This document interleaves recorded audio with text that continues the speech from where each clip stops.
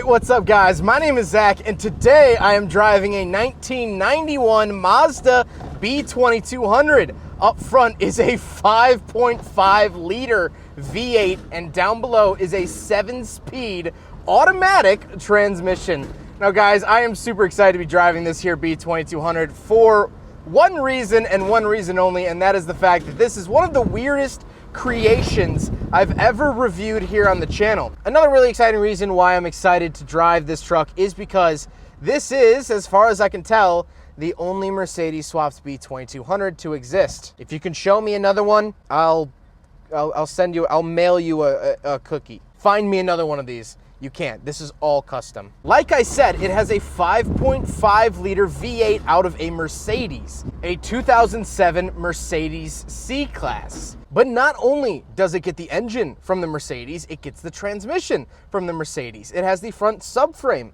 of the Mercedes, as well as the rear subframe of the Mercedes and the drive shaft. This is quite literally a 2007 Mercedes put under a Mazda B2200. Why Danny did this, I don't really know. Him and his brother built this car, and it's a long story, but basically, they had a Mercedes parts car sitting around, they had a B2200 sitting around, and they got a really bad idea. Or, actually, they got a really good idea.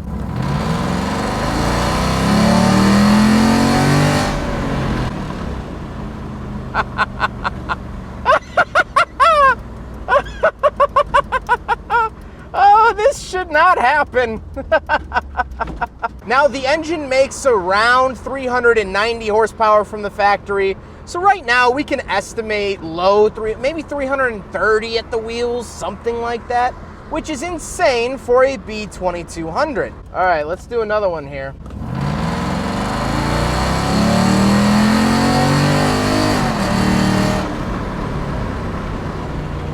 Hands down, one of the stupidest automotive creations I have ever driven, but I mean stupid in the best use of the word.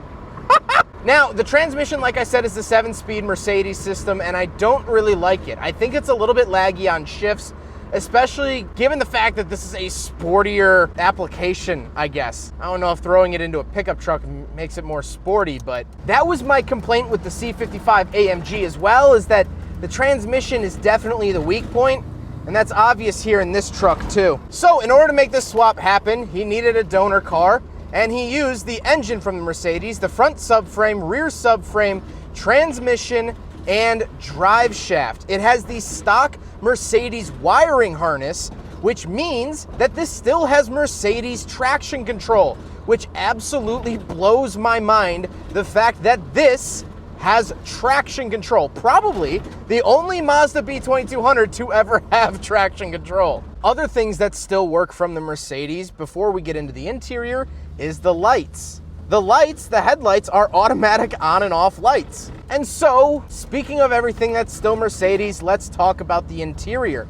Well, in front of me, I have Mercedes gauges that still give me proper warnings and still has the OBD2 sensor to read proper check engine codes. On the left is my fuel and clock, in the center is my speedometer, and on the right is my tachometer and coolant temperature. The steering wheel, again a Mercedes part, has a bunch of buttons on it that don't work, but it does still have the paddle shifters around the back.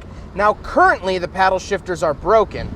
However, when this truck was built, the paddle shifters did still work, and they are going to be fixed soon. To the left of me, I have the Mercedes headlight switches. Again, they still work, retaining the automatic headlights from the 07 Mercedes. But then as we move to the door, we're back to the B2200. In the center, again, we're sticking with B2200 things of like air conditioning and things like that. But as you'll notice, this actually uses the Mercedes key. Then I have some switches, and down below, I do have the Mercedes panel for traction control. Of course, the heated and ventilated seats no longer are hooked up, but it's so funny seeing all these Mercedes parts thrown into this 90s Mazda. In the center, I do have the shifter, again, the 7-speed automatic. Found down here in the center, it feels very unnatural, but it is what it is. So the B2200 stock cup holders are only in here. These are them, which I would not advise putting any drink in here because that's where the fuse box is now mounted. But big friggin' bottle test, yeah, there's no way it's staying in there. So it fails. Although it'll sit there like in a drive-in movie, the second you start the car, it'll fall out. So this fails the big friggin' bottle test. Now, the seats are out of an FC Mazda RX-7, and they are very comfortable. I love RX-7s, obviously, so they're very comfy, and they are right at home for me. Now, behind me in the bed is a fuel cell system.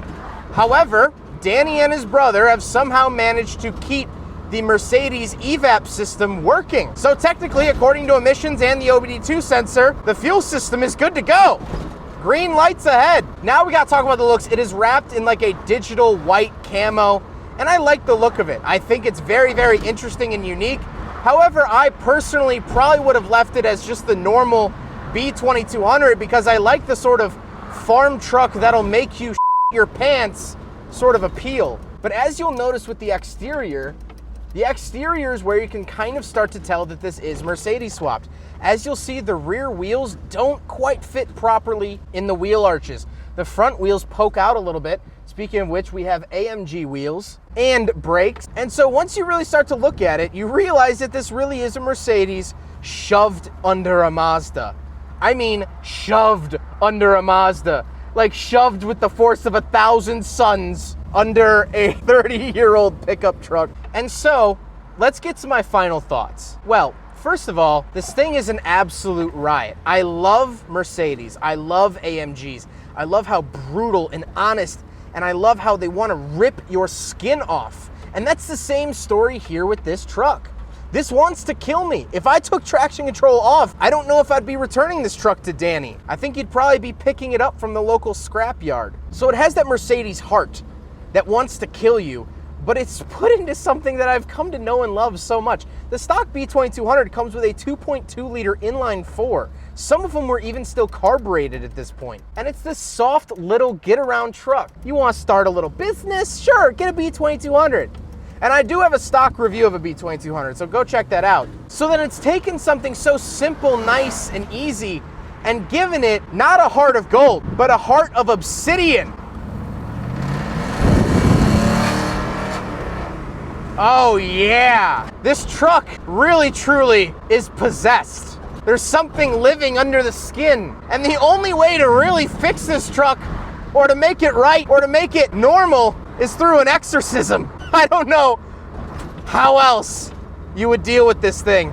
I wish the big friggin' bottle was filled with holy water because there's just something so mischievous about this car. Something sly, something not quite what it seems. This is the truest term of wolf in sheep's clothing. Yes, auto journalists always say, you know, oh, when the new hot sedan comes out, like when the Chevy SS came out, and I was in this group as well, I said, oh, it's a wolf in sheep's clothing. Meaning, it looks nice and pleasant and sweet and kind, but it has the heart that wants to kill you. And I thought that way because the Chevy SS had a Corvette engine. But no, this is the truest sense of the word. This is a cute little 90s pickup truck that underneath is a breathing, sloppy, inhumane beast that wants to use your esophagus as a sour straw. I don't know much else like it, man. I really don't. Well, I hope you guys enjoyed this review. This is definitely one of my weird ones. Huge thank you to Danny for letting me take out his B2200. This thing is just so eye-opening. It's so crazy how far you can push a B2200. This is not my first V8 B2200, so it just goes to show how crazy these little trucks can get. But I hope you guys enjoyed the video. Don't forget to rate the video, comment on the video, subscribe if you really liked it, and yeah.